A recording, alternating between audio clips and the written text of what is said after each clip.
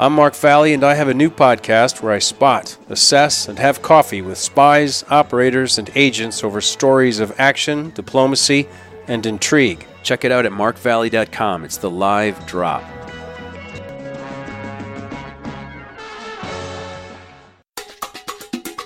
This is Mitchell. This is Jay Moore. This is Greg Proops. This is Gabby Reese. This is Nate Boyer. This is Hilliard Guess. This is Nathan This East. is Rob Bell. This is J.R. Robinson. This is Dan Stone. This is Dr. Bob Greenberg. Hey, this is John Leon Guerrero. Hey, I'm Mark Valley. Hey, and this is Pete A. Turner. Fire away. This is Roger Clinton, and you're listening to the Break It Down Show. And now, the Break It Down Show with John Leon Guerrero, Mark Valley, and Pete A. Turner. Yes, indeed. Roger Clinton is a singer, songwriter. He's from Arkansas. He was also the first brother. I'd say you still are. Yeah, I think that's one of those titles that once you get there, you got there. Yeah. You can't just make a call and say, I've been thinking about it. Yeah. And I think I'm going to pass. Okay. Yeah, you just can't do that. You can't do that. Right. It's forever and It's ever, happened. amen. Yeah. And it's a good thing. The good outweighs the bad. Okay. What we want to know about you, now that you're on the Break It Down Show, is what you're up to now, because did I hear correctly that you played Farm Aid? Yes, sir. That was a great honor to play Farm Aid. It was beautiful. Those people there in Iowa are just wonderful folks. It was an incredible experience. About 100,000 people out in the field, and it was beautiful. 100,000 people. And being introduced on stage by Willie Nelson. Yeah. It doesn't get much better than that. Right. It does not. Yeah. Yeah. So it was pretty cool. Yeah. I've played some wonderful shows all around the world. I've been very blessed. Now, you've also hung out and spent time with Willie Nelson. Is that true? Yes, I have. A little bit here, a little bit there. And, it's questionable whether or not he would remember it in great detail. But why do you say that? He remembers everything, doesn't he? Well, just about. I'll tell you what, I don't know if he remembers or not. I've got a song that I'm just about to release that is called The Good Things in Life. And I remember just very quickly, I was on a flight to Nashville and to pitch the song. When I first started doing it, I never write in the vein of anyone, really. I write a certain genre, and sometimes I'll do the lyrics first, sometimes the melody first, Whatever comes to you. Yeah, whatever comes to me at the time. And this was about the simple things in life, just the good things in life. And I've always believed simpler is better. And I found myself on this plane one day going to Nashville to make a pitch on this because I kept, for some reason, writing in the country vein on this one project. Okay. And I looked up in first class, and there was Willie. There was a lady sitting next to him, and I didn't have my Walkman. I'm dating myself now. Yeah. But I've always loved to sing a cappella. So she gets up, goes to the bathroom. Long story short, I shoot the gap. I sit down next to him, and I said, "Man, would you listen to this tune? I think it could be your next big song." Because when I wrote it, I was going, "A child will wish upon a star and wonder what he'll grow to be." And it's like I was going, Jesus, why am I writing like Willie Nelson? Singing it like Willie Nelson would sing it. And I've always been stuck with that for some reason. I've been sort of committed to pitching it to him. Pitched it to him. He probably pitched it right out. Who knows? I haven't heard from him. But he's going to hear about this song again real soon because I've pulled it off the back burner and out of the archives. Sort of tweaked it up. Yeah. And I think it's going to be a really powerful song. So when you went to Nashville, you were there to pitch the song. You didn't actually go in and record it? No, I didn't record it. I have done recording around the general area, and I performed with and traveled around as one of the Jones Boys for 4 years with the Possum. Wow. God rest his soul. With George Jones. Yeah. What a lesson. Yeah. So when you were growing up, you grew up in Arkansas.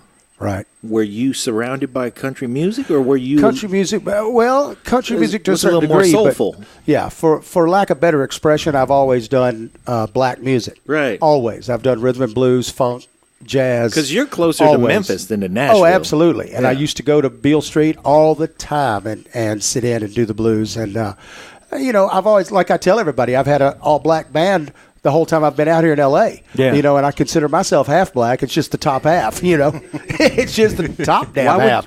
Sometimes that doesn't work in your favor. The top half. The top half. Oh, man. Yeah, it's that bottom half. That's the wrong half. Yeah, I know. Sometimes I think it is. But you know what? I'm going to stick my buddy Todd Rex. He goes by T-Rex. He's a comedian. And his bit, because he's yellow, and his bit was always, I'm half and half, and it's the bottom half. That means I got a big dick and good credit. Oh! Well, like I tell him, it might not be thick, but it's short. So... so that's as far as I can go with that deal. Niko almost lost his drink. It was close. Yeah. Hey, so you do have a foot in country and a foot in soul and rhythm and blues and all these different rhythm and blues and blues. What about like things like Western music? What's happened to Western music? Is it I don't know. As a genre, I think the West is one. Yeah. Well, and as a genre, it really has, kind of gone by the wayside. It's not really. It really has. Because I think that, the spirit of the traveler as is, in Western music is not what it used to be. Let's clarify something real quick. Let me ask you fellas, are you referring to Western music like down on the plains with the yeehaw, yeehaw? Or are you talking about Western rock like a Marshall Tucker or Leonard Skinner? Country and Western.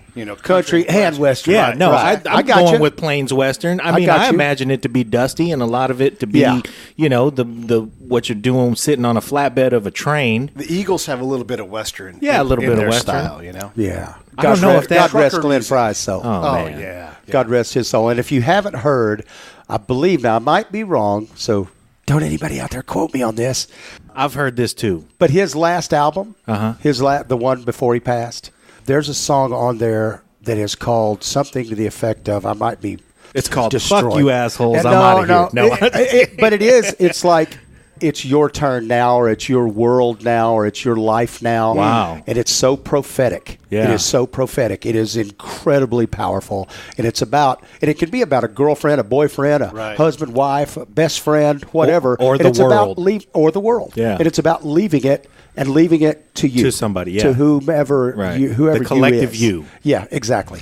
And Wow. it is absolutely one of the most powerful songs I've ever heard. Those kind of songs that give everybody a piece, like, Bono does this great too. He writes for everybody. So is this song about this? Is it about that? It's about whatever it resonates with your soul. Yeah. But the thing is, those songs resonate. But do you think that few people can write like that? I mean, do you write like that, Roger? Because I think there are a lot of people who write songs about, the individual experience, and then there are people who have crossed a line, Michael Jackson, Bono, Prince, people who have now can speak for the world because they've been out in it speaking for it for so long that they almost, like, their individual experience, they've left that behind.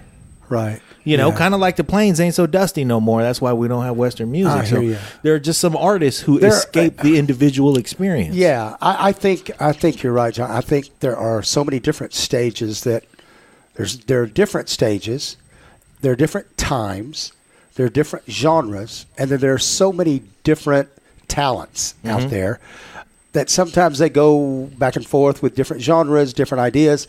But the stages, sometimes you'll go through the money stage, the financial stage, the pop stage, whatever, the romantic, the love story stage, all that stuff. Yep.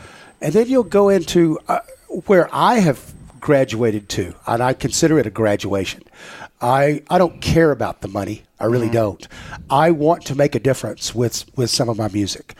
It's very message oriented. It's based on society that we live in and that I hope that we are going to live in. Right. Without getting too political, because that's just not going to work. Well, let's just say, because of your individual experience, you're bound to think politically because you know what possibilities look like. But as an artist, that's a different thing. That's a different thought process for what the world can be like and how you can affect it. So you kind of have, Pete's talking about having 1 foot in soul and 1 foot in country. You have 1 foot in the practical political and 1 foot in the artistic change the world through changing emotion. Right. So if it's a graduation, which one is it? And where do you more live now? Or is it a dance where you're like dance revolution and your feet just move around? I think it has to be like that. Yeah. It has to be like that, Pete. Basically a dance. But that's such a great question, John, about where am I right now? It's like sometimes I don't know. Sometimes I don't want to know. Yeah. Sometimes I just want to be, and I want to create. There are certain things that I have come to realize and had to deal with. Who I am, who my family is, that's the hand I was dealt. Mm-hmm. I've always thought the good far outweighs the bad. The historical aspect of it is just mind-boggling. Yeah. But as everyone does in each one of our own lives, you have to deal with the ups and the downs, the good and the bad. And the name of my band for 14 years out here was politics. And it was because of everyday politics, not about campaign politics. You but had about politics everything. as a band for 14 years? That was the name of the band here. I thought your band was called Dealer's Choice. No, that was the first band I was ever in. Wow. When I was a kid, when I started performing professionally That's such a great at 15. name for a band. Dealer's Choice. Yeah. It was from the four of us. God rest two of their souls. The drummer and the lead guitar player are both passed on now. The bass player and I worked together with George Jones. When I moved to L.A. 27 years ago, my buddy Vaughn Reed, the bass player, stayed with George as his bass player for another 20 years. Wow. Up until George passed. Dealer's Choice was a name of a pinball machine at the Central Bowling Alley in Right. Hot Springs, Arkansas. Yeah. And we would Right? be Had a on the hand same- of cards. And yes, I remember exactly. that. Yeah. And we would always play it in between our bowling league. We would go and play this, and there was room So it for became four the people. unofficial mechanical mascot of the band. Absolutely. And you named it after the pinball And we machine. stayed together about 7 years. Okay. And then I Now changed. that band though got signed, right? Didn't Yeah, we signed. You guys made an we album. signed a really small deal, so obscure, but it was big to us. Sure. You know, it afforded us a big box van or a box truck that we could all travel. you could get on the road we could all in. travel High together class. with our equipment in one compartment. Yeah. Did you fight over who's going to ride in the back?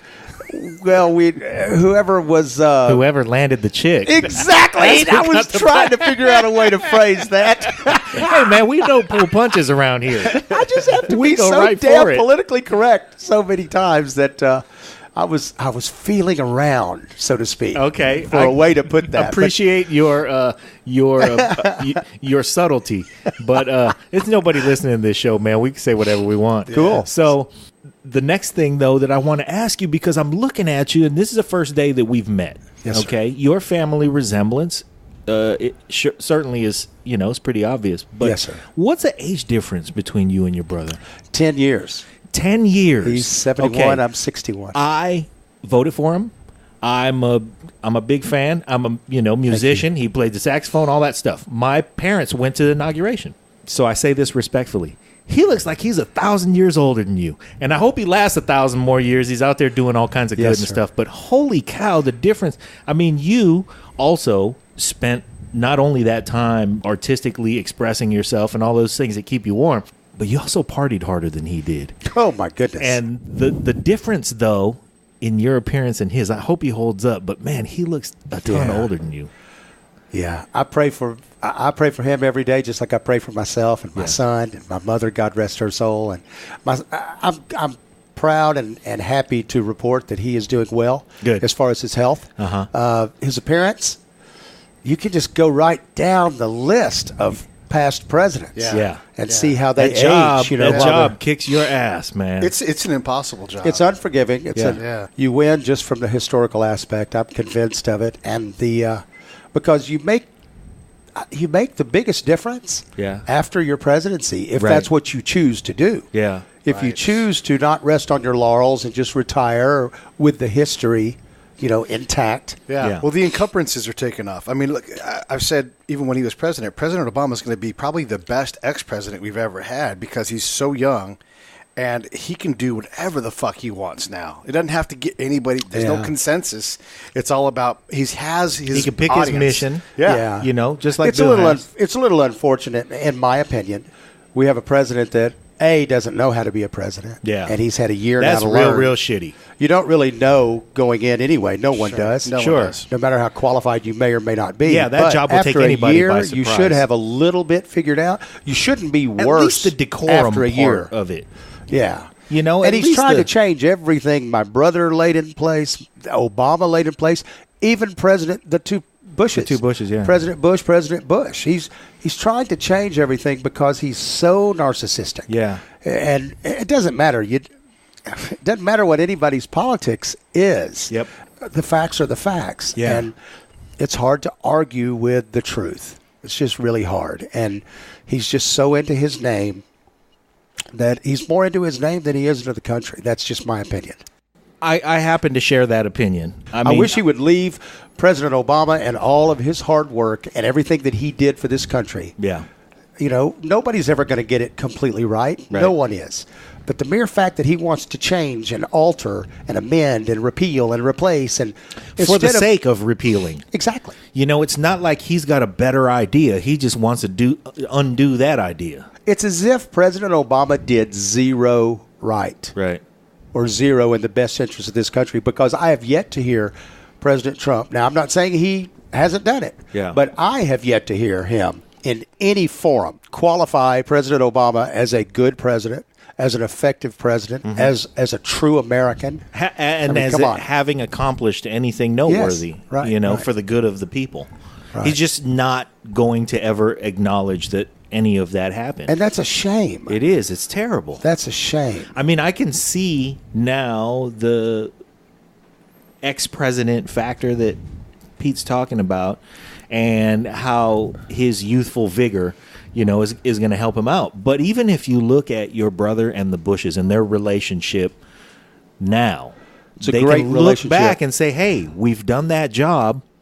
And now that we don't have all of that weight on us and all of those encumbrances, like Pete put it, let's get something done. Let's get something done together. And you can see the man, And look at how much they've done together since they've been out. Yeah. That's that was my point, is that you're not encumbered. You're not restrained by ethics committees, watchdog groups, any kind of barometer like that. The world is your barometer. I mean, it's whatever you choose to do to make a difference in this world. Look at Jimmy Carter. You want to throw a tool belt on and go swing a hammer, you can go do that. Yeah. And he's still ready to go. Man. He's still ready to roll. I mean, he offered his services, and it was they were declined. How did your brother and your sister-in-law's political career encumber you, though? And I don't necessarily mean it gives your life a direction in some way, or like a trend maybe, or no? There are implications that happen, good and bad, from this. Absolutely. Yeah. Absolutely. It's not the life I would have chosen. I chose to be, we were both entertainers. We were both musicians growing up, and we loved music. And he went, when we got to that proverbial fork in the road, he went to politics. Yeah. And I went to music. However, music to a certain degree followed him around and provided the opportunity for him to participate to some degree, like guest on shows and so forth. When he blew the sax on Arsenio. Right. Changed everything. That really did. I mean, it humanized him. It made him accessible, all that stuff. So it worked in his advantage. However, when I went that way, there was no really real way that could be perceived as anything other than maybe unethical, or he's got an agenda, being myself. Yeah. He's pulling some weight. He's calling in some you can't escape. brownie points and so forth. Calling in the proverbial airstrike that I'm gonna call none of the rest of us get to. Right. And there were so many people, believe it or not, that and still are reluctant to give me an opportunity for fear of it looking like they gave me the opportunity because of who I am. Right, exactly.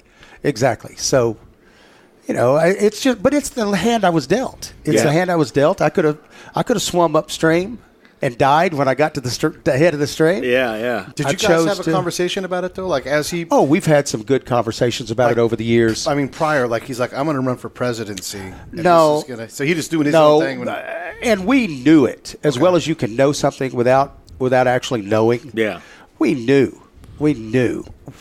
He had made his decision. Yeah. Back in 1974, I believe it was. And he had the stuff. I mean, that's the difference. He did have the stuff. Really. He had the stuff. When you have He had the stuff It's then. one thing to love music and say, hey, I'm going to pursue this thing and I'm good at it and I'm going to go do it. And there's a million of us out there, right? Yeah. There are very few people who have 105-mile-an-hour fastball. And there are very few people who have just that very special skill set that goes beyond, into a very particular and very special job. So to some degree, he chose the political arena and all that stuff, but it chose him too. No doubt.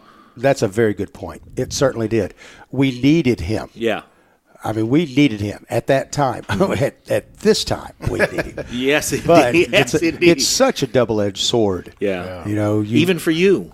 Absolutely. Even to absolutely. this And now day. I'll look at the things that are being resurrected. Yeah. I'm going to have to deal with that as well. What's being resurrected? Well, all the stuff about the Clinton Foundation and now all this stuff that's been investigated time and time and time again over the years. Yeah. Just as a It's gonna diversionary get investigated some more. tactic. Let me ask you this. So your brother obviously has a lot of acumen in the political arena, but if you guys sit right there on the same stage, do you have the chops?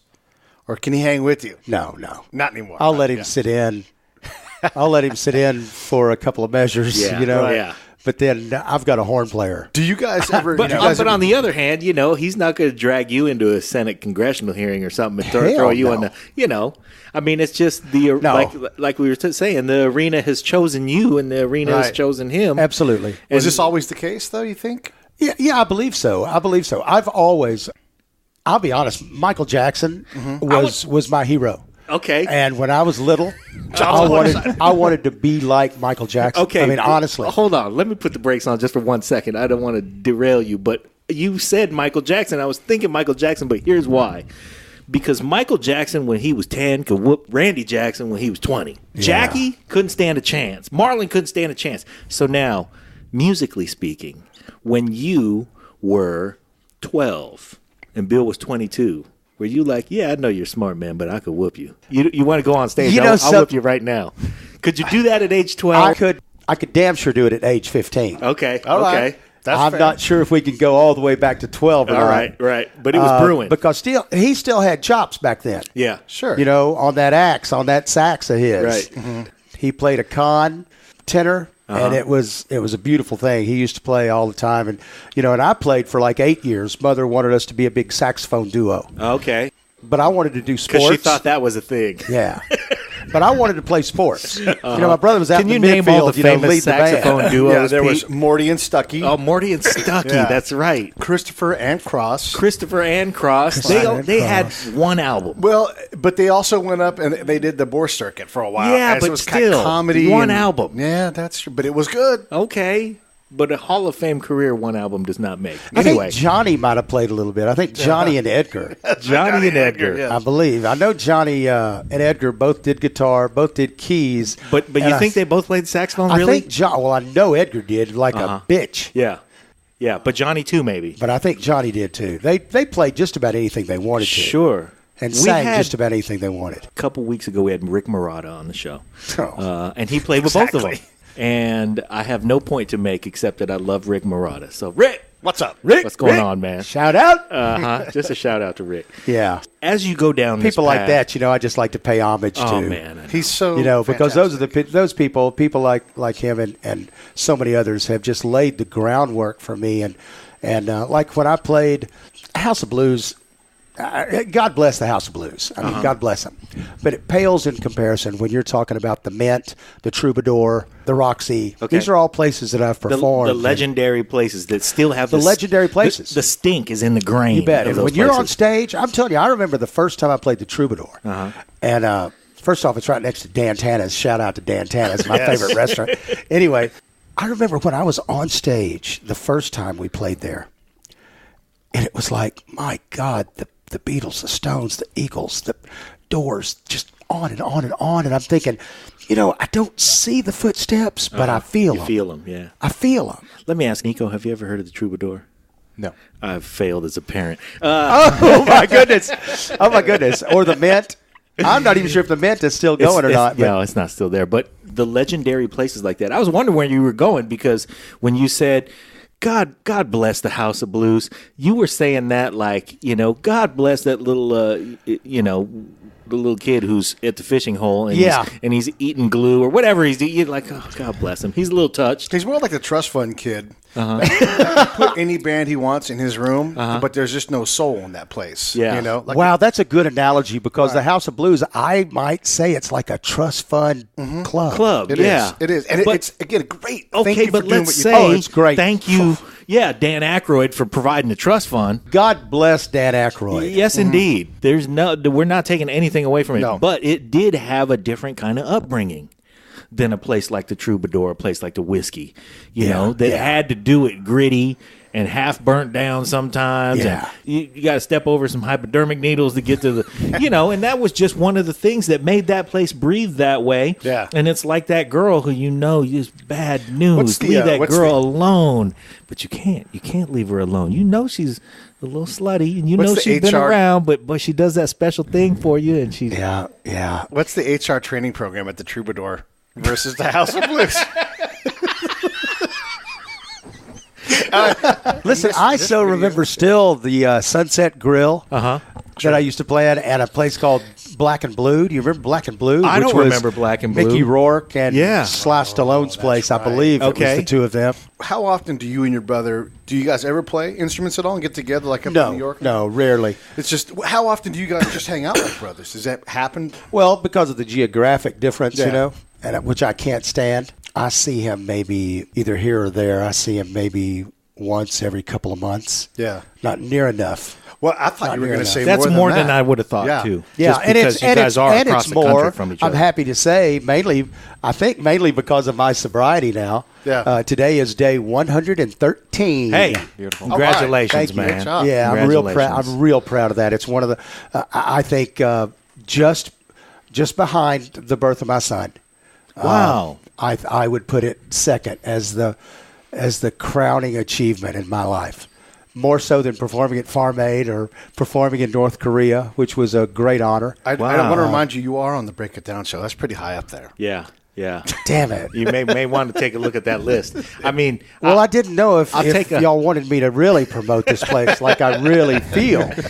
hey, so if your sobriety, if you want to compare that, because one of the folks we're looking forward to having in the next couple of weeks is Liberty DeVito. He played drums for Billy Joel for many years. Sure. And he is a sober warrior himself nowadays. And so his sobriety is very, very important to him.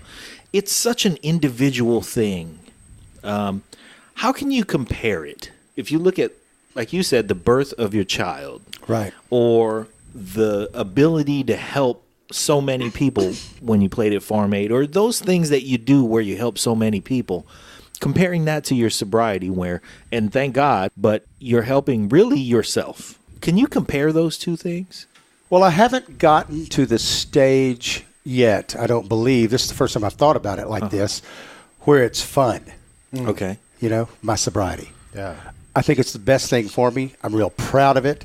It's hard work. To be such a simple, flippant thing, it's very hard work. You have to be dedicated, committed. You have to put in the work, and that's what I'm doing. I think I've been so consumed with doing the work and living up to my commitment and my dedication to live the rest of my life sober, one day at a time. I know that sounds so cliche, but it is so true, that I haven't gotten to that quote-unquote fun stage. Now, on the other hand, when you've got Willie Nelson, Chris Christopherson, Waylon Jennings, and Johnny Cash, and they're all out on stage and they ask you to come out and play with them, and then Willie grabs the mic himself and says, after I sang with them together on stage, then they said, now here's Roger Clinton, and Willie says that with his band performing a few of their songs. It's hard to beat that as far as, that's fun. That's fun. And it defines my dream. It defines my passion and my soul. Yeah. That's what it defines, because that's where when I'm on stage, it's like, right. I'm safe. I'm safe. When you have that moment, you're more artistic, more whimsical. Like I'm the same way too, and I'll bring all this stuff together. But when you're in that moment, you think to yourself, I don't care if I ever accomplish anything ever again. I don't care if I ever make a dime. This is the moment. Of course, we have to go make more dimes and we have to go accomplish more things, Right. but it's such an impactful thing for the nature of guys like us, who create things. I've got PTSD like crazy, 1,000 combat missions, and sort of like sobriety. If I don't spend every day in my PTSD gym working on protecting me, man, I slide off a cliff, and I get mad about stuff, and so what I figured out, and I maybe like a minute ahead of you in my recovery in these things, is now that I've got this stability again and I'm more like myself, what am I going to do with what I've given myself, I realized the other day, I'm like, I'm just going to create stuff, What a cool thing to do. Yeah, and I'm just going to, if I make some money, great. Sly Stone taught us. He's like, if my songs aren't good enough, I don't deserve to eat. Well, that's a pretty high bar. That's pretty high bar. So somewhere below that, maybe, I got to make a little bit of money. And looking at us, you can tell we like eating. Yeah. But so I think where Pete is with his journey, dealing with his PTSD, and it is a journey. It's a similar thing in that like you said, it's cliche to say it's one day at a time, but the reality is you got to do the work every day. Every day. Every day. So maybe that's the difference between something where you have gotten to the fun part, you have gotten to the impactive part, and your sobriety, which is 113 days old. You haven't gotten there yet, but you're doing the work every day. Every day. And that's an accomplishment just to know that you wake up and you're going to do the work. And you can't really afford to take a break. Boy. Yeah. You really can't. Yeah. So now that I've said you look so much younger than your brother. Right. Thank you very much. Did I thank you? 115 days ago, did you look like shit? Would I have said, No. Jesus, you look... Depends on what picture you're looking at. Okay. Yeah, I drank my heart to death, man. Wow. I drank my heart to death. It was called heart failure. I'm proud to say that my heart is now back to 75%. My liver and you literally did kill your heart yeah, with my booze. Heart died it stopped for like 3 minutes. It was paddled back. I was in Des Moines, Iowa, of all places. Here we full circled back to Iowa. Right, yeah. And life saved in Iowa. so I've had two crazy experiences in Iowa. That's something. Different Farm ends of aid your and spectrum. death aid. Yeah. But I'm back. I'm back, and I feel better than ever. And to liberty, I might say to liberty is some folks like to get away, take a holiday from the neighborhood. Well, you can't. You can't. Sobriety is my neighborhood. Yeah.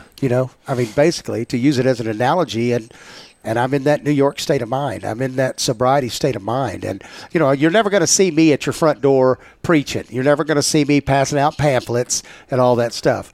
But you will see me going to meetings and serving the coffee and greeting people at the doors and receiving therapy. I'm also in trauma therapy for PTSD as well, that I always thought until just this past few months. Hell, I thought that was just related to the military. Yeah. I didn't know, but I was beaten. It's for the related ages to of trauma. From 3 to 9. Uh-huh.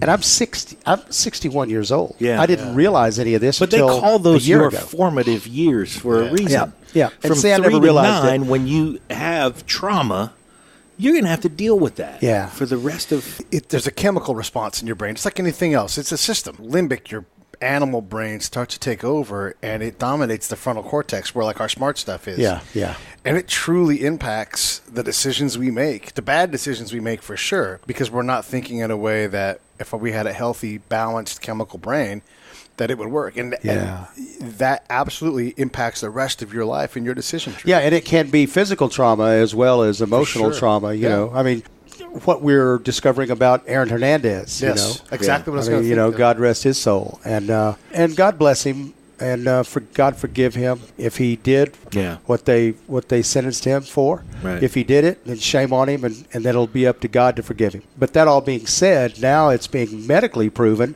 that he had certain conditions that could have easily have lent themselves to causing some of this. Now, I am the last person in the world that likes to listen to anybody use crap like that as justification, rationalization. We're not talking about taking away accountability. Yeah.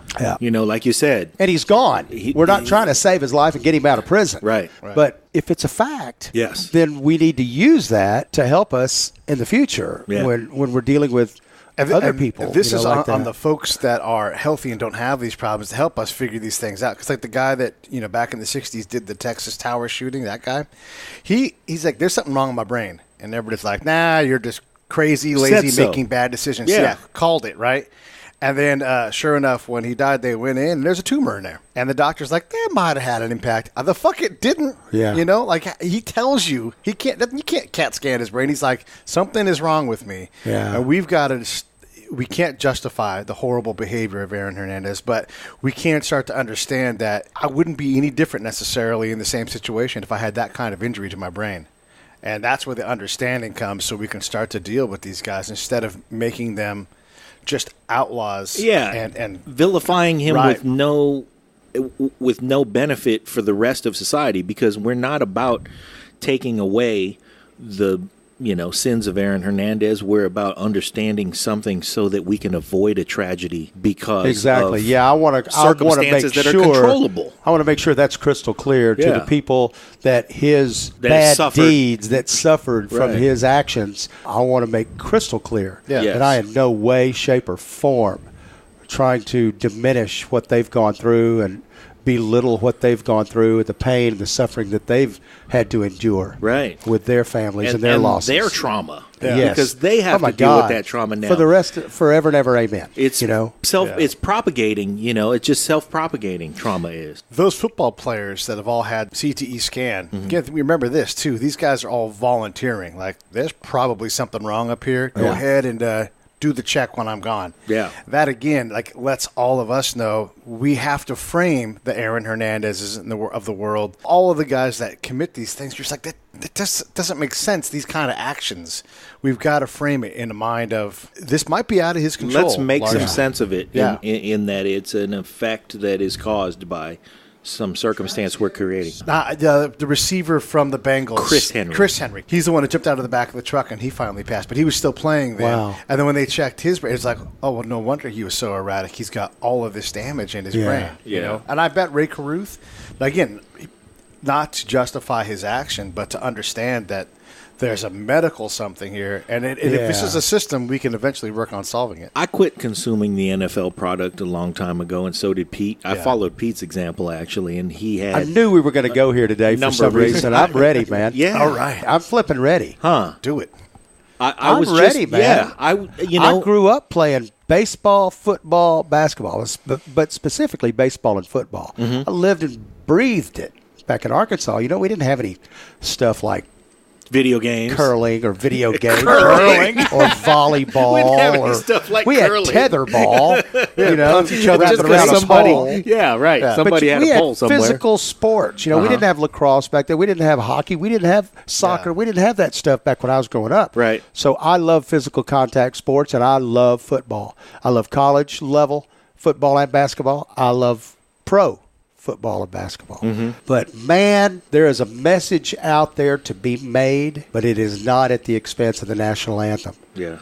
There is a message that has to be made. It's unbelievable how we have seemingly gone backwards as a society. Either that, or it's been noticed and displayed and reviewed and discussed more now and brought out in the open. Maybe that's it. Maybe it hasn't gotten worse. Maybe just the realization, the awareness, and the acceptance, the radical acceptance that shit like this happens, and shame on us. Now there's a huge message to be made. Can you not find another forum, another venue other than during the national anthem? And if you're truly, by God, Veterans Day showed it to me, and the day before and the day after when we had the big sporting events. You didn't see them doing it. You didn't see them doing it then. Yeah. Why? If they don't think it really has an effect on the veterans or on the servicemen and women, and if they don't think that it really is related to sort of borderline disrespect of the national anthem? Why did you change it? Why did you alter your mission? Why? Because it was politically unacceptable to do something like that on Veterans Day. My opinion. Okay. I'm sticking with it. I'm going to give you mine.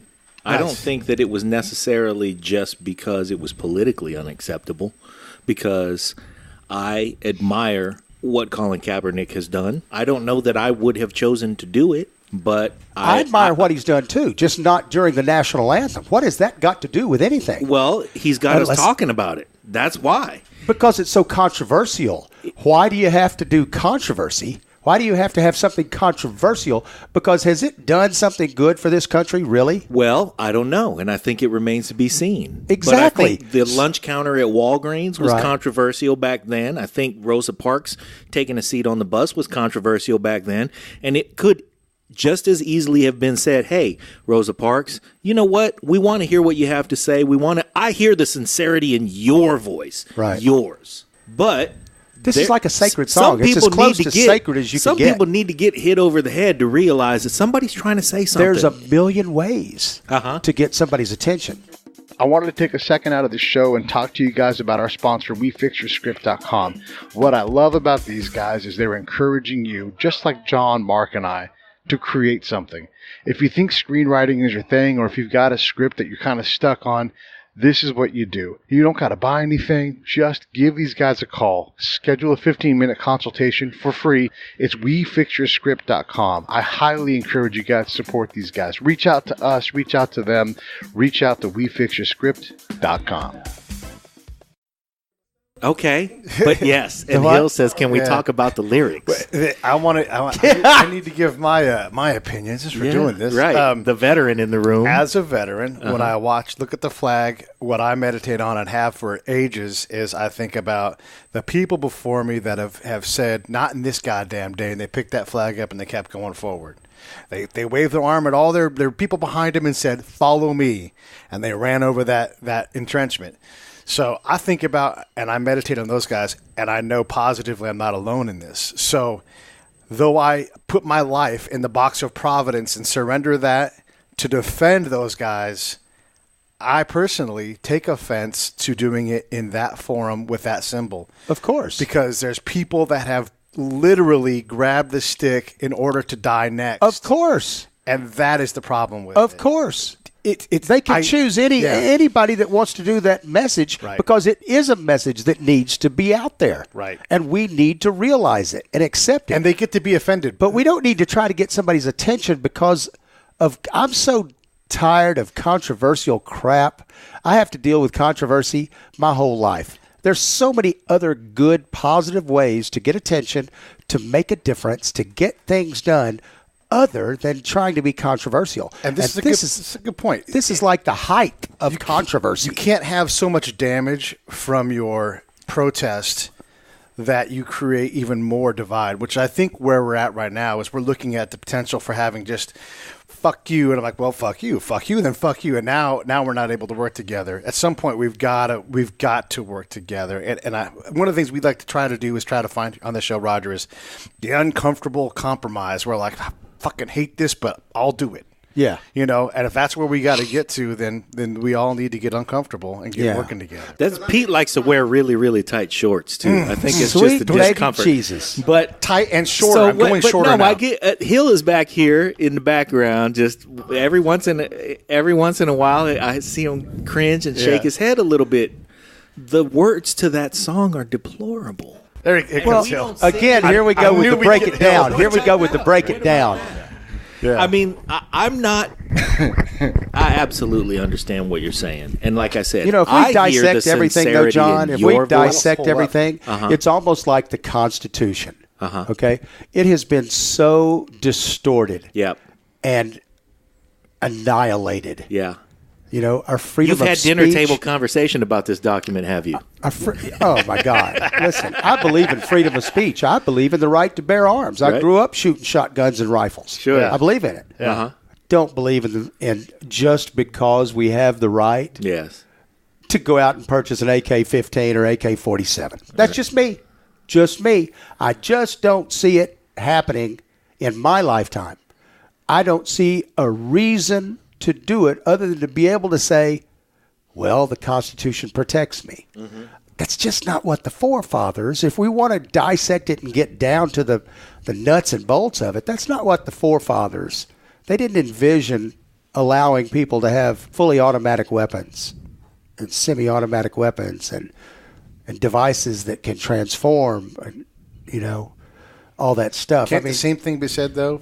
And I appreciate the position, but can't the same thing, if the forefathers didn't foresee the weapons now, but the amount of free speech, the harm of free speech is caused, Third Amendment, Fourth Amendment, Fifth Amendment, when do you stop? When do you say, no, they meant all the rest of them, just not the second? Right. I hear you. And we do have a means of changing this. It just requires a lot of people to go, we don't like this anymore. We're going to amend the Constitution. But we refuse to do that. See, I almost use it as an analogy, is like the political process is such a joke, I think, when the president can sign, and I don't mean this president, I mean a president can sign something into law, but then one group can veto it. And then the president can come back and override that veto. And then it goes to the next house, and they can issue their own veto. And it's like, well, everybody has the right to do it, but aren't we going to come to a conclusion? Aren't we going to accomplish something instead of trying to hurt? And the American people suffer from it, in my opinion and in my experience, you know, and shame on the people. Back to Kaepernick.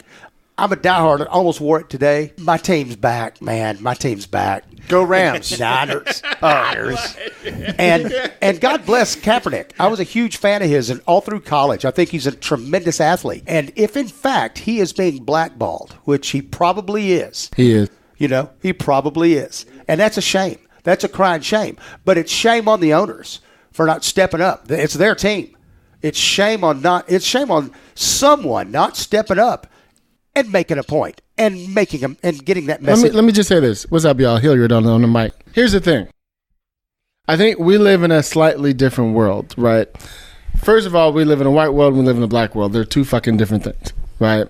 So you actually had a really, really good point about they chose not to do it on Veterans Day, right? If they really believe in this thing, why didn't they do it on that day? I think you have a point to that. However, we live in a place where, in my opinion, I'm just the black dude with a fucking opinion, is we all are at a state where if something is negative, people protest it and they want change, right?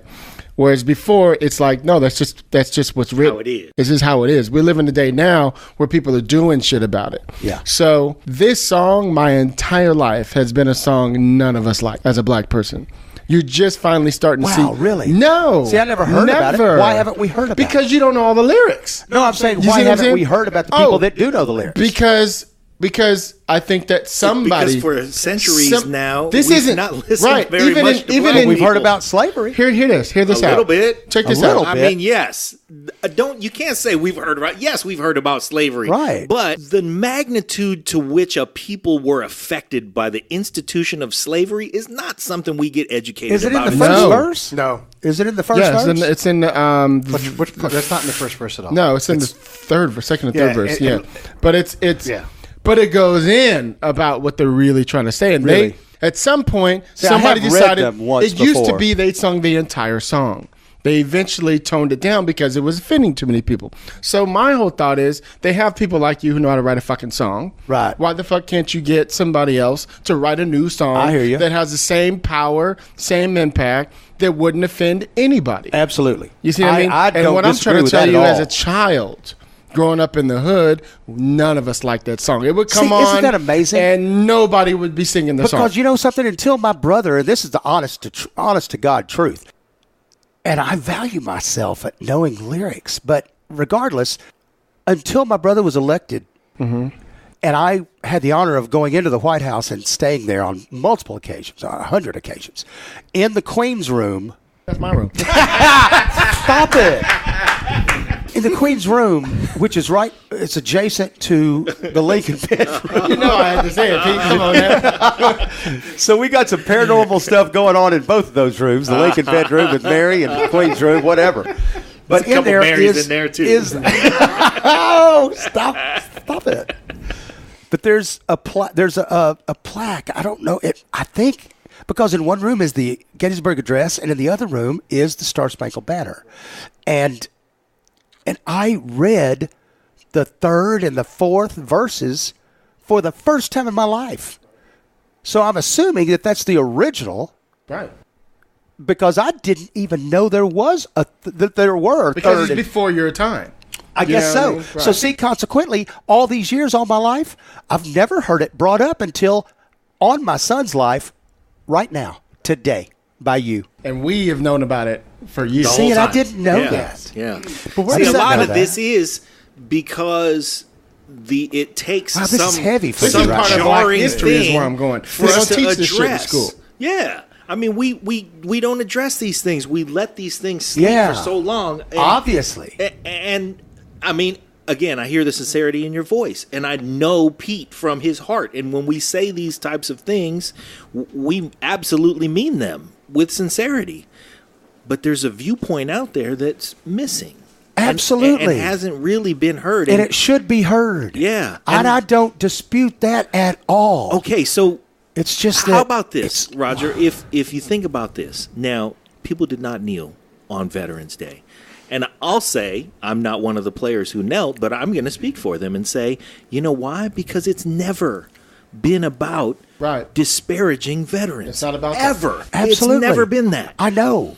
But why wouldn't they have felt that way on Veterans Day? Because, see, veterans don't just feel like veterans on Veterans Day. No, but it's a courtesy. It's to say, hey, we're doing this protest, and then wait a minute. Hold on, though. Not on Veterans Day. Okay. You know, I now, might be mad at my it's mother not about sometimes. the veterans to Right, them. I understand. To you guys who are veterans, it's like, it's about us. We're protecting you, and et cetera, et cetera. To us, it's about change the fucking song because it's offending us. I hear you. You know what And I see, mean? and I've never heard that Right. before. I've never even heard anybody say that before, voice that before, ever. And here he is in a This is band a- full of we're brothers. breaking You gotta it be- down. Band full of brothers, and they never hipped him to that. We're breaking it down. Man. That's because he got the paycheck. I See? know. You They're got like, we the ain't even gonna paychecks. talk to him Hey, about it. Damn it, I guess so, Yeah. man. I feel really ignorant right now about that from a musical standpoint and from a damn message Just from a cultural standpoint, From a 'cause it is cultural different, standpoint, I you should know? have known that. Yeah, but here's the thing. You know that now, and you have an open heart that wants to accept. And not everybody's there yet. So then my question to you is, okay, if that's not the forum, and I respect that thought as well, if that's not the forum, where? Where do we That's a do good it? question. Where do we do it? Knowing That's that a good everybody question. around this table wants that. That's a good question. Where do we And do I it? think that, just like you just presented an example of compromise, like on Veterans Day, and I believe that the veterans, and I shouldn't speak for the veterans because I'm not a veteran, not of conflict or any kind of military. I am a Now, veteran. he's a streetwise I'm a veteran of the I'm damn blues. sure a veteran. Yo, G. But I go, didn't Ice-T write a song about him? That's right. Hustler. but you know something? It's pronounced veteran.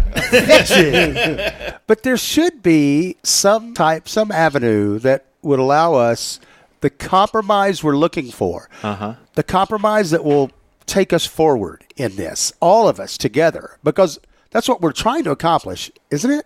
To work together, to live together, to love together, to work together, to be together. I mean, But they're protesting, saying we want change. The people, in my opinion, who are against it are saying, no, we don't want change. see, and I don't like that. You see, but that's Yeah. what they're reading. Yeah. You see what I mean? I got you. That they're reading that they Yeah. want to keep it as And see, it and I don't is. like that. So we've got to come together for this compromise to move forward. And see, the thing is, just like, in my opinion, the veterans don't think it's much of a compromise when we're doing this controversial thing, regardless of what is behind it, regardless of what the message and the power pushing it forward and trying to get the attention. It's like the national anthem has become like anything but the tool that it's always been as far as representation for the country from a military standpoint, if from no other standpoint. So that's where I think people are so conditioned, people are so conditioned, myself included. It's never even dawned on me that there would be something wrong with standing up, saluting the flag, and doing the national anthem. It's, and partly now from ignorance. Right. Because I would have never used the word offensive or intrusive or abusive I would have About the never national even anthem, yeah. about the national anthem. Who knew that? But see, I didn't know shit I've about had this that. argument with a few white guys at the Writers Guild, and they're like, but they changed it. You know, they took out the verse, so why isn't it okay now? And I'm like, well, Because of the way it was written. because of the way it came from but the guy who got wrote you. it believed what he wrote. Right. So Yeah. you know what I mean? You're still giving him the power. Yeah. You know what I mean? So that's why I don't understand. You have to be it to understand. Yeah. To them, it's just a thing. You know what I Yeah, mean? but see, we've got to get past. We've got to come together in some form How? or fashion because we Right. can never know what it really feels like. True. And yeah, We and can you never learn. will. You never will. Right, exactly. But sometimes I think that we're expected to know and to put ourselves in the shoes of ... But And we that's the can't. thing, I mean, though. we put the shoes on, but we don't know as how to people walk in them. We as people of color live our lives exactly like that. You don't have to. But see, we never have. Here's but here's we what live the our lives difference like is. that. I think here's what the difference So is. how I do we think. get that? How And do you? here You is do the- exactly what you said. You put yourself in somebody You put else's yourself in position. some- Yeah, Yes, but I exactly. can do that. I can put myself in their shoes, but I can't walk in them. But you I'll can never be analyze. able to walk in the same direction or the same path. No, but you'd But be a you've lot made more a- sensitive to things you've if you made a put yourself start. in that position Yeah. all the time. Yeah. And see, and I usually try to do that. Right. It's just that these little points. You've These done are it today. educational. You've This is done it today. It's educational for me, man. You've done it today. Cool. And I think I'm keeping Oh, I'm glad to hear interjecting on that. Hilliard's point, but the way that I see it Yeah. is the problem is not that you haven't done it until today. It's that so many people aren't willing to get to today. You I know what I gotcha. mean? Yeah. If you say, wow, I can't believe that I haven't understood this until this day, as long as I've lived on this planet until this day. Yes, but this day is here. And what I think, all need to do and are trying to do is to bring the people who aren't looking for this day. The problem is that there are so many people who do not care about this level of understanding of other human beings. You know, and that's what we're seeing empowered. And that's what bothers me about what we see in today's political climate is that all of the empowerment for the people who say, we don't want, I don't even want to use the word change because people have misbranded the word change, but we don't want things to change. We don't want to take down statues of Confederate, war heroes. What about that is there to be nostalgic about? See, I never took it. To be quite honest with you, I never took it past the historical aspect. I never took it to the emotional. I never got toll. I never got to the damn matter. I never got to that. I got to the fact that, hey, I grew up reading about the Civil War, studying about slavery, and I hated it. I hated the war. I hated slavery. I was glad the way it turned out. Here we are, blah, blah, blah. All superficial. Right.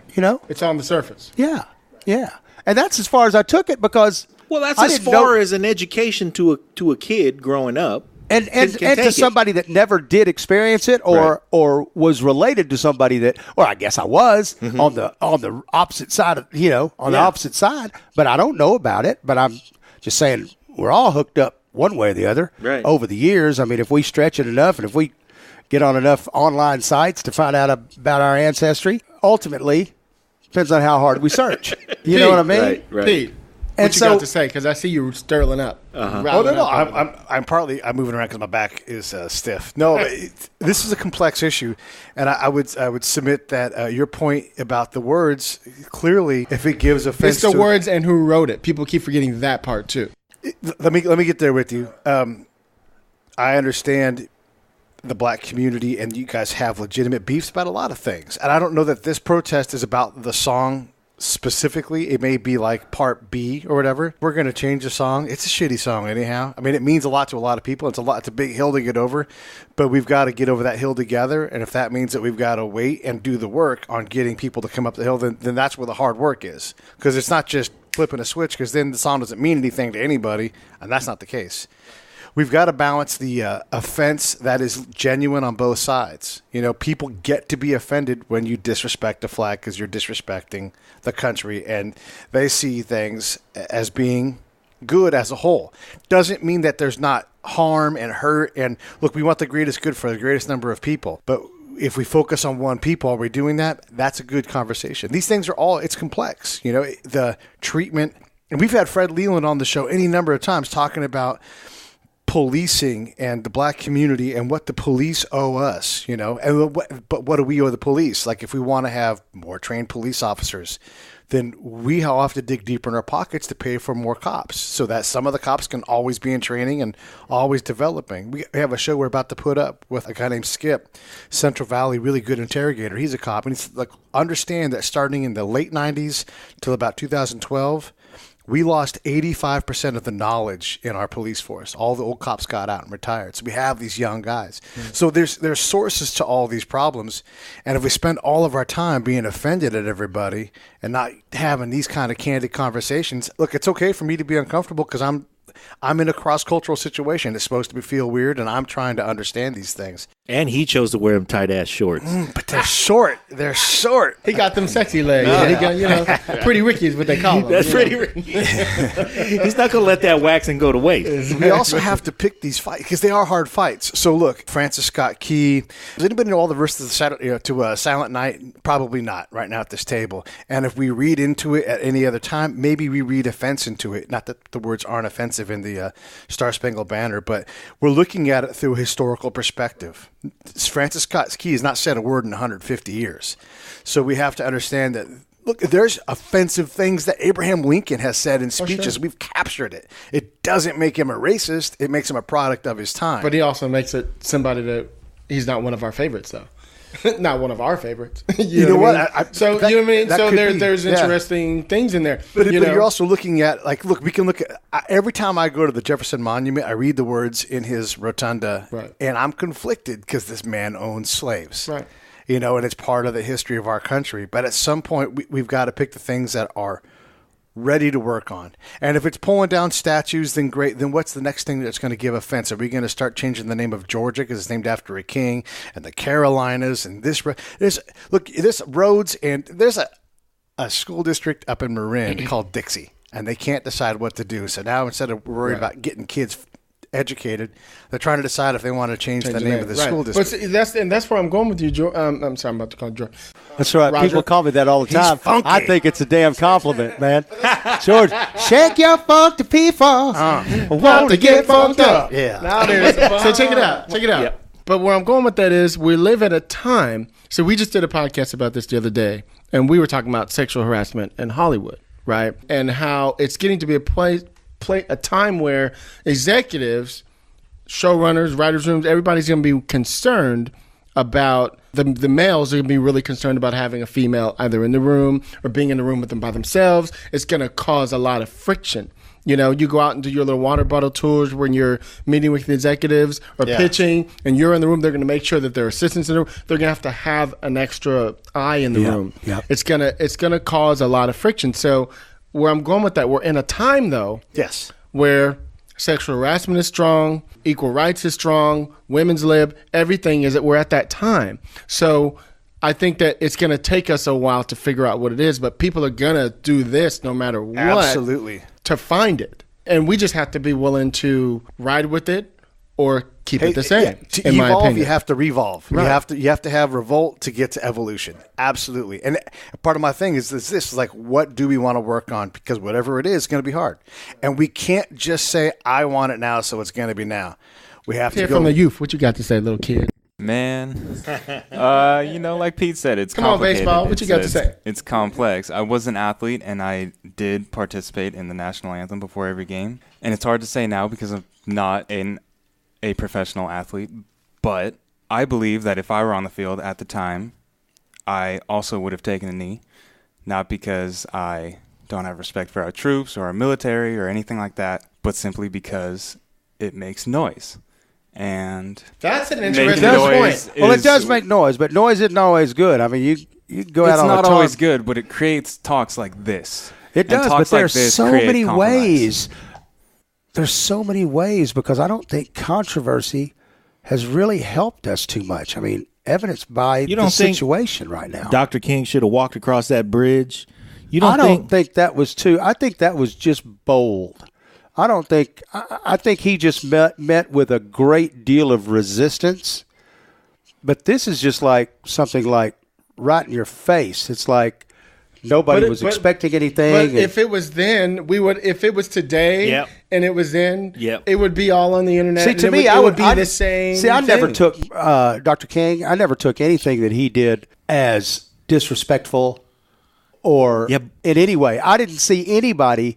I've never heard, but again, I never heard all the verses of the song. Some people did because they sick dogs on folks and they water hosed people. And they, but that was because of his color. I'm just that was because but what of his I'm color. saying is he did something that a lot of people found offensive, so offensive that the police came out. Now, offensive is different than disrespectful.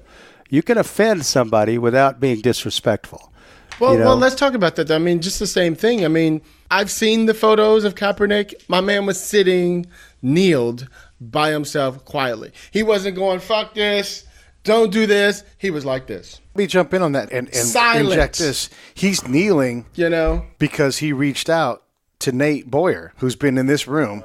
And Nate's like, look, you have teammates, you have an obligation. I'll stand. I don't understand your protest. I don't necessarily agree with it, but I have defended the right to do it, so I will stand behind you at the position of attention as you kneel with your teammates. So we've already had a little bit of compromise. All right, is Nate a white dude? Yeah. There you go. I don't know if he didn't kneel because he doesn't understand. That's my whole point. He's supported by being there. He's at attention but for a different reason. But he still stood in the same position. He stood behind him in the same position that he did. But I'm making a different point. I'm talking about the compromise. You take something that Nate didn't agree with in terms of philosophically, but he also, and I am too, like my job, as a warrior is to liberate the oppressed. Right. And that's his motto by trade. I get to borrow that. So he will stand behind your right to have your free speech. What he was saying is get off the bench, because he was sitting. Right. And go up with your teammates and kneel when they Which is what he started doing. Yeah, and just because you don't kneel doesn't mean you don't support it. I mean, let me use sobriety as an analogy. Ooh. There are many ways to achieve sobriety. There's not just one way. I can go to 2 meetings a week. I can go to 3 meetings a day. I can have a sponsor. I can have 3 sponsors. I can not go to a meeting all week and then double up the next week. I do whatever works. You can cold turkey by yourself, whatever the fuck.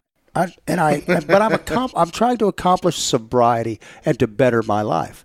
The fact that he would stand behind him in support of him as a brother, as a teammate, because he knew why he was kneeling, I think is just as powerful as whether he would have gotten on his knee before. I mean, there is no definition. No one has written, if we're going to talk about writing and lyrics, nobody has written the lyrics to where if you're going to support me, you're going to get down on a knee or else you just don't believe it, or you don't support me, you don't support my effort, you don't support my heart. That's just not true.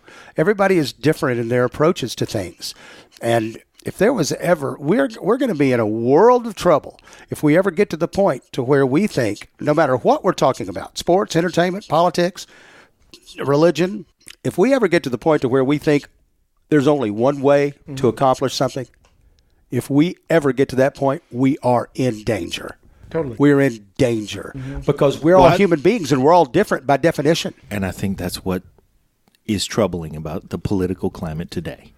If we had there somebody, are a lot of people who are saying this way. And is the only way. I heard you mention a little bit ago, and I was going to use also as an analogy, it would help so much if we had a leader that would Don't we have try one to in the White House? that would try to find the important part of it. Right, that would try to find it, whatever it is, the message, as opposed to shunning instead of trying to stop it, and counter it. Yeah, right.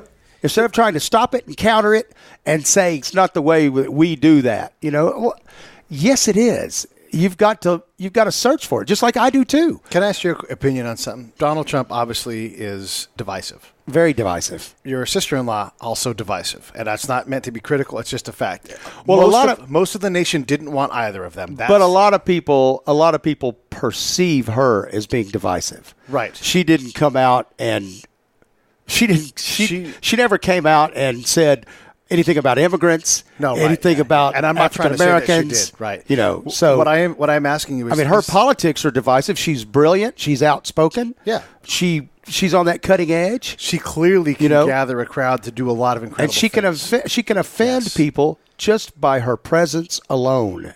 Right. And her words alone. You know there's a word for that. Anyway. And plus, she's a woman. Yeah. And we don't know what that's like either. Right. Doesn't matter if we dress like one. Doesn't matter if we eat like one. Notice it. He said, "Doesn't matter if we dress like one." And looked at Pete towards him. I was going to say. Well, I'm not saying no. I didn't mean that, man. Not only are my feet too big to try on her shoes, I can't walk in them shoes either. See, that's what I'm saying. Is it possible for someone, for any of the top tier politicians, to be consensus builders? Though, does that person exist? And would not we right accept now. it? Not right now, just because of the divisiveness of the if nothing else, the gone politics. on so long that it's gonna The need Democrats to be. and Republicans. It's like, let me look. Take the thing in Alabama, for instance. How disgusting is that? And they being the Republican side, from a political standpoint, they're wanting to protect that position. They're not even talking really about So the women. much do they want to protect that vote? That they're willing. They're trying to willing. get rid of their own attorney general and have him go back to his home state and go as a write-in to get back the seat that he gave up to become attorney general. Right. Just so they'll have the majority. And so as long as we have that division to where it's so political, I get so sick at my stomach about that. Me too. I get hate overwhelmed by all I'm that not stuff. a Democrat or a Republican. I'm a registered Democrat just because I'll be honest with you. The main reason, and I'm very conservative in a lot of my views, but until you don't usually the chicks see on the left are looser. What's no, the I don't think that's possible, man. I don't think that's going to be possible. But I just I don't like the fact that they will win. The Republicans will win at any cost. At any cost. Right. Yes. They will destroy a family, an I individual. They will tear Any the cost. house down. Yep. in For the order- sake of winning. For the sake of winning. Yeah. They'll go against America. They'll go against the citizens. Is it not true for both sides though? I mean, is there not to that degree. No, sir. I would like to meet the Democrat that would say, "I would love to lose." No, You know that's what? extreme. It's not that That's they love taking to it to- lose, that's but taking it to another Democrats extreme. are terrible at winning. And I'm not a good at- Democrat, they're and not I good at lean to the winning. left on most issues, not all.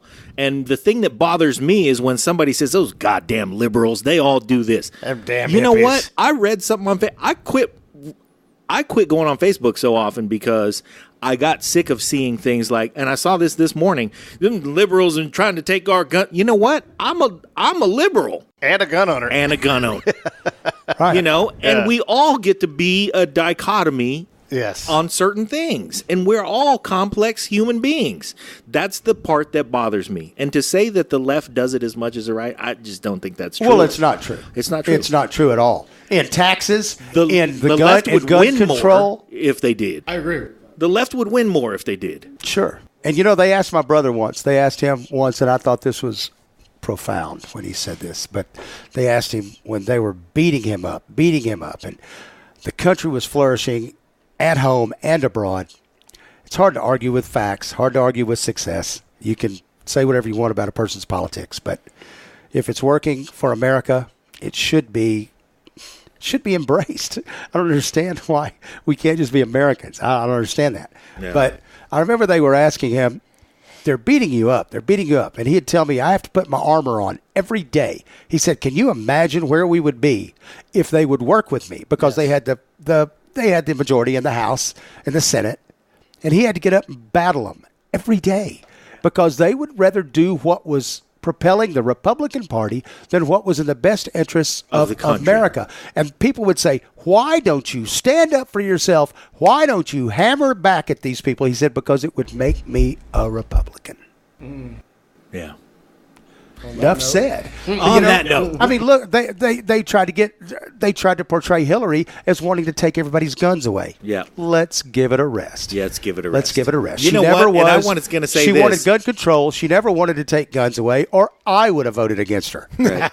Because I'm a big believer in guns and ownership of guns. Also, we know that she You and she don't agree on everything. I don't think she agrees on everything with anybody. Yeah. But we have a better and that's relationship just now than fair. we've ever had in our life.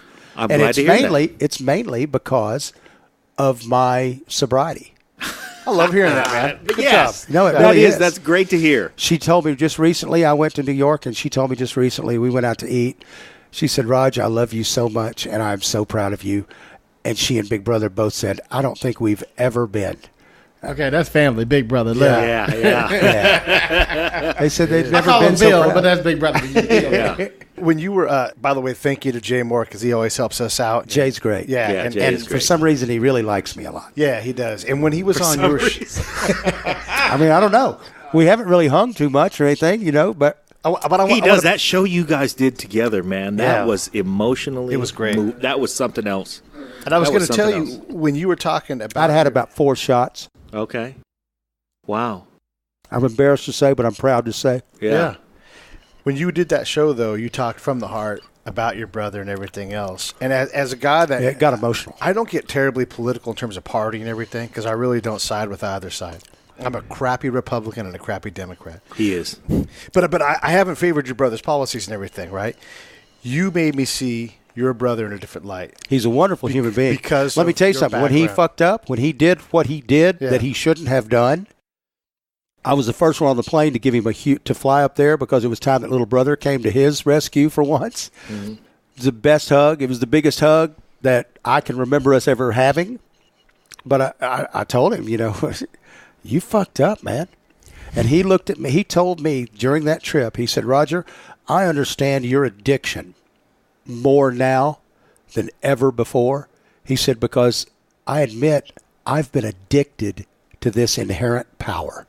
He said, can you imagine being the leader of the free world, the most powerful man in the world? He said, I got addicted to the inherent power, quote unquote. Yeah. And I loved him for that, for saying that.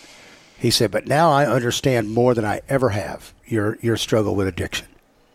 And who could do better in that position? Honestly, it's just such a. I remember going to Mother when he first started running, and Yeah. I did a year and a half in prison and stuff for trafficking coke everywhere around the country, and I was with a family, a Colombian national family from Bogota, and it was just ridiculous. I was sick as hell, and still performing somehow. He was getting ready to run for governor, and I remember telling my mother, I said, Mother, God bless him, but please don't think he's an angel. I'm just saying. She said, son, I know he's not. None of us are. Yeah. But anyway, he's a great man. I do know that. He's a You know great what? man. Whether you like his politics or not, he's a great human being.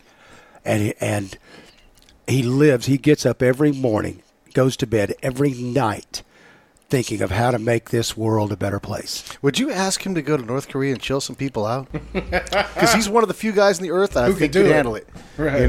Yeah. Really, seriously. You know what? It took me 3 years to convince him. I had been asked by the Hyundai Corporation to go and perform in North Korea. I performed in South Korea several times. And I remember my whole band, we got together when after about 3 years of requesting it, he finally said, okay, you can do it. If it's still on the table, you can do it. And my son was who I worship the ground he walks on. I told John that. You read that off. He was about 4 years. He was about 4 years old at the time. I called all my guys together, the band, and said, we got this opportunity, man. We got this opportunity. It's a once-in-a-lifetime opportunity. I said, nobody's performed over there in 70-some-odd years, 80 years from the Western Hemisphere. I said, we've got an opportunity to do this. Let's take full advantage or let's decline, And, man, we were – I remember being – when we accepted, I remember being on – they were beheading everybody, Yeah. Photographers, all kinds of journalists, students, everything. So why wouldn't they do the leader of the free world's brother? I mean, come on. This thing had looked pretty good on a platter.